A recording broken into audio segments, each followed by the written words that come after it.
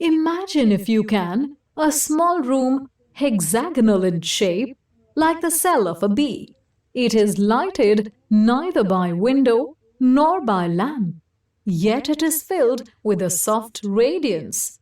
There are no openings for ventilation, yet the air is fresh.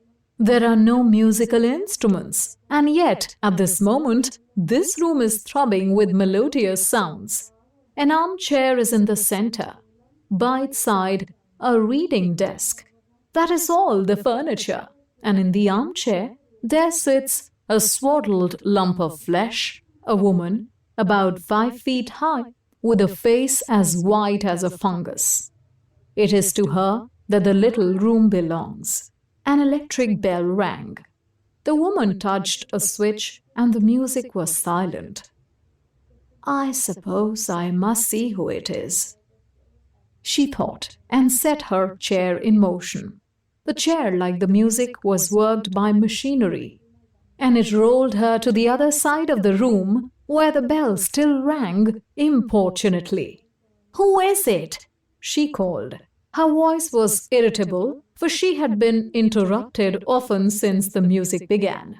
She knew several thousand people in certain directions. Human communication had advanced enormously.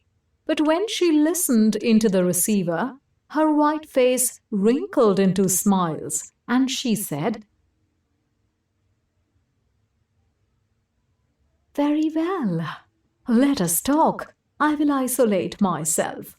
I do not expect anything important will happen for the next 5 minutes, for I can give you fully 5 minutes, Kuno.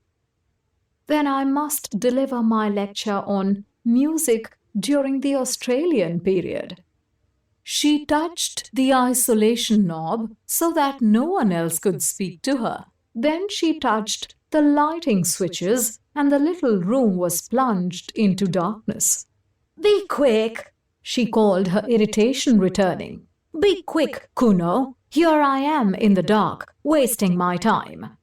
But it was fully 15 seconds before the round plate that she held in her hands began to glow. A faint blue light shot across it, darkening to purple, and presently she could see the image of her son, who lived on the other side of the earth, and he could see her. "Kuno, how slow you are!" He smiled gravely. "I really believe you enjoy dawdling." "I have called you before, mother, but you were always busy or isolated. I have something particular to say." "What is it, dearest boy? Be quick." "Why could you not send it by pneumatic post?" Because I prefer saying such a thing.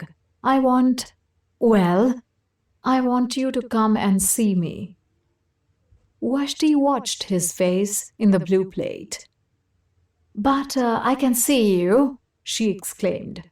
"What more do you want?" "I want to see you not through the machine," said Kuno. "I want to speak to you, not through the wearisome machine." Hush," said his mother, vaguely shocked. "You mustn't say anything against the machine." "Why not?" "One mustn't." "You talk as if a god had made the machine," cried Kuno. "I believe that you pray to it when you are unhappy. Men made it. Do not forget that. Great men, but men.